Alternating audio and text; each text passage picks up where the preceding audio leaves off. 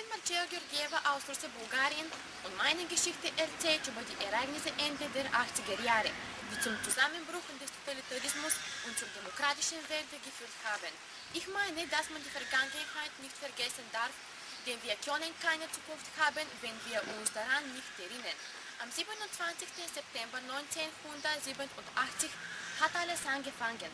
Aber die Vorgeschichte beginnt Ende der 70er Jahre.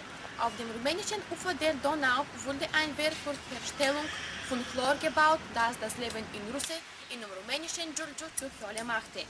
Die tägliche Gasvergiftung hat dazu geführt, dass die Anzahl der schweren Lungenkrankheiten höher wurde und 15.000 Leute verließen die Stadt. Warum, würdet ihr fragen? Die Antwort ist ganz einfach. Sie wollten mit ihren Kindern aus dem ökologischen Genozid entfliehen. Der Kinder wegen machten 6 Frauen den Anfang des großen Umschwungs. Diese Frauen gehörten weder zur Elite noch zur Politik. Sie sind Frauen von nebenan, die die Glückflächen in meiner Heimatstadt pflegen. Diese 6 Mütter organisierten die erste Protestantendemonstration. Das war bisher nie gesehen und nie gehört. Eines Tages haben sie ihre Kinder in den Kinderwagen gesetzt und mit den einfachen Worten: Wir bringen zur Welt das Leben und es stirbt vor unseren Augen, wirkte sie die Leute an. Wir wollten nur reine Luft für ihre Kinder und für die Blumen in der Stadt. Ihr Beispiel zündete die anderen Bulgaren. Im ganzen Land wurden Öko-Proteste durchgeführt. Die totalitäre Regierung sah sie gezwungen, das ökologische Problem in Russland zu geben und eine Entscheidung zu treffen. Das Ziel der friedlichen Protest war ganz menschlich. Die Courage dieser 6 Frauen aus Russland wirkte wie ein Katalysator und es entstanden viele Organisationen, die für die Bürgerrechte und für den Umweltschutz in Bulgarien kämpften.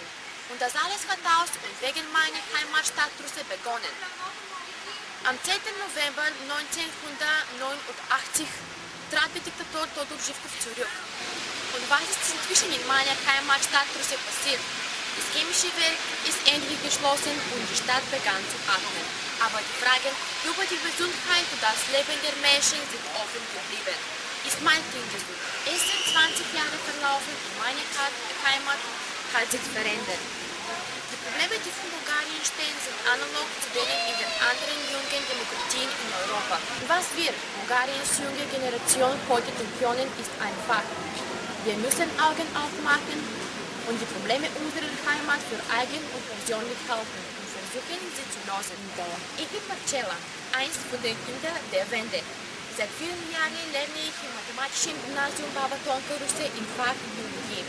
Mein Traum ist nach der Abschluss bei der Lösung der Ökoprobleme im Land zu helfen. Kommt zu uns.